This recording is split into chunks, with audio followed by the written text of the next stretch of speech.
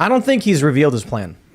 I kind of feel like there's a couple memes going around about how Elon is very much in line with the World Economic Forum on many issues.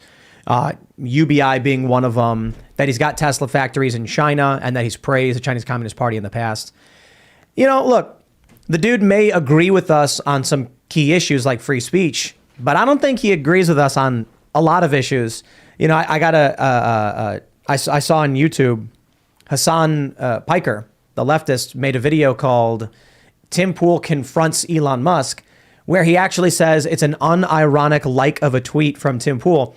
Because I tweeted out that gag where I said, you know, I used to think Neuralink was scary and dangerous, but then Elon bought Twitter and agreed with me ideologically. Now I think Neuralink is great and want to have my brain plugged into the machine. And so he was like, yeah, great. But then he got mad at me because I said, look, I'm just screwing around. Neuralink is great, you know, but the putting in your brain interface stuff is something else.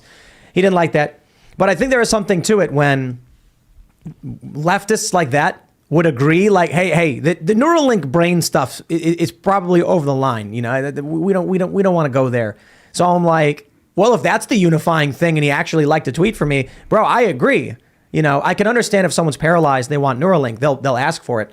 I don't like the idea that Elon's outright said the goal of it is human one-to-one AI interfacing, which, in my view, erases humanity. But I think that AI is going to erase humanity anyway, and that we're evolving into some technocratic, you know, machine-first society. It seems like where it's inevitably we might branch off and have still like, you know, Luddite humans that want to live in the jungle and be away from electricity, but like we're not going to be in this Homo sapien form forever as the dominant species on Earth. So I think that we are becoming, I mean, we're already kind of cyborg, and I love the idea of being able to type with my thoughts and being able to communicate with my thoughts because I think way faster than my hands can type. It's true, but see, that's what you think is going to happen.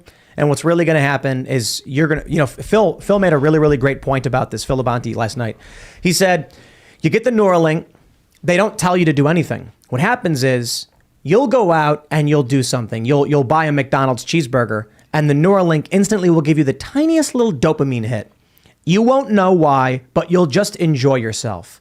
And over time, those micro hits of dopamine will start pushing you in a specific direction and shaping you into the person you never chose to be, and you won't even realize you were manipulated into being a puppet. Yeah, if the code and the algorithms are not free of the neural net, everything has to be transparent. You need to know why it's feeding you, what dopamine rushes when, what levels, and ideally you're setting those levels yourself.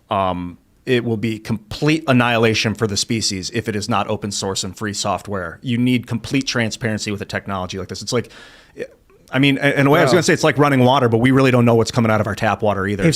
If you think hacking a computer network is valuable, wait till you can hack a person. Like, there already is social engineering, a field of, you know, hacker culture where people manipulate people. But imagine being able to pull up a keyboard, knowing the code because it's open source. Then governments develop exploits. There would be open source patching of these security issues too, don't get me wrong. But you're going to see zero-day attacks. You're going to be sitting in your room and you're going to be like, all right, let's do the anti-government subversive show. Oh, my brain's exploding. Yeah. And then just, oh no, he got hacked. It was routed through a bunch of IPs. We can't figure out who did it. You could do it so like it automatically shuts down if there's outside interference. How would it? Everything is exploitable. So as long as there's any kind of read-write capabilities, someone will find a way to go into your brain and just mess you up. Yeah, you thought computer viruses were bad. Imagine that in your head when your computer is your brain.